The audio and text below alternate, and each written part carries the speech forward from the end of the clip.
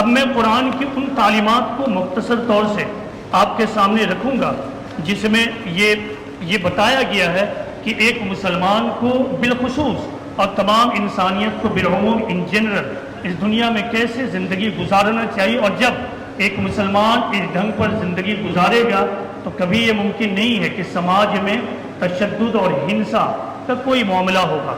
اس سلسلے میں پہلی بات جو جاننے کی وہ یہ ہے کہ خدا کا کریشن پلان یہ ہے کہ یہ دنیا مسائل اور پرابلم سے بھری ہوئی ہے۔ اس دنیا میں کبھی بھی مسائل ختم نہیں ہوں گے، یہاں مسائل رہیں گے، یہاں ابتلا رہیں گے۔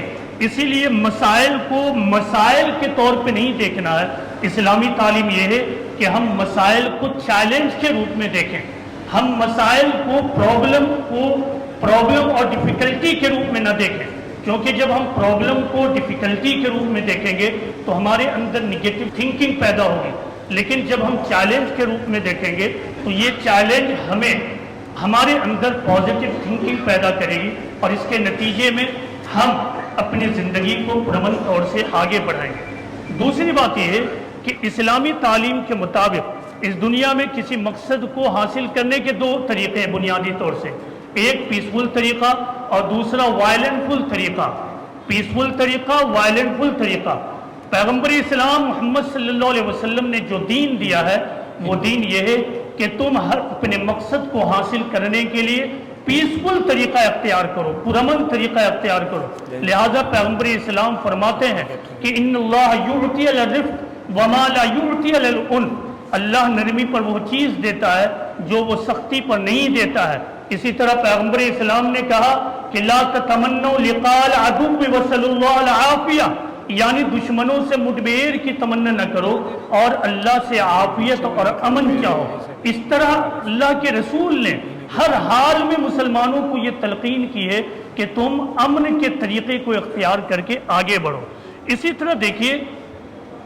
طرح دیکھیے کہ جب مسئلے کو دوسروں کی سازش آپ قرار دیں گے تو آپ کے اندر مایوسی اور فرسٹریشن پیدا ہوگی، آپ فرسٹریشن کے شکار ہوں گے، اور یہی کیفیت انتہا پسندی اور تشدد کی طرف لے جاتی ہے۔ لیکن قرآن آپ کو بالکل اس سے مختلف ایک فارمولہ دیتا ہے۔ مسلمانوں کے درمیان نگیٹو تھنکر مسلمانوں کو یہ بتاتے ہیں کہ یہ دراصل دوسروں کی سازش ہے جنہوں نے مسلمانوں کو بیک فوٹڈ کیا ہے۔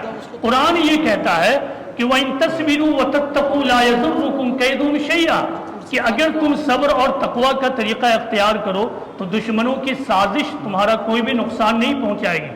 اسی طرح پرابلم اور مسائل کے وقت اسلام کا طریقہ یہ ہے، دو طریقہ ہے، ایک تو آپ پرابلم کو دوسروں کی طرف سے آنے والی چیز سمجھیں، اور یا تو پھر اس کو آپ کہیں اور تلاش کریں۔ قرآن کہتا ہے کہ وَمَا أَصَابَكُم مِّن مُّصِيبَةٍ فَبِمَا كَسَبَتْ أَيْدِيكُمْ، یعنی اور تم پر جو بھی مصیبتیں آتی ہیں وہ دراصل تمہارے اپنے ہاتھوں کی کمائی ہوتی ہے۔ یہ اسلام کا طریقہ، جب آپ اس طرح کی سوچ کو اپنے اندر پیدا کریں گے تو کبھی بھی آپ کسی بھی ٹریپ میں نہیں پھنسیں گے، آپ کے اندر نگیٹو تھنکنگ پیدا نہیں ہوگی، آپ کے اندر وہ سوچ پیدا نہیں ہوگی جو کسی شخص یا کسی گروپ کو وائلنس اور تشدد کی طرف لے جاتی ہے۔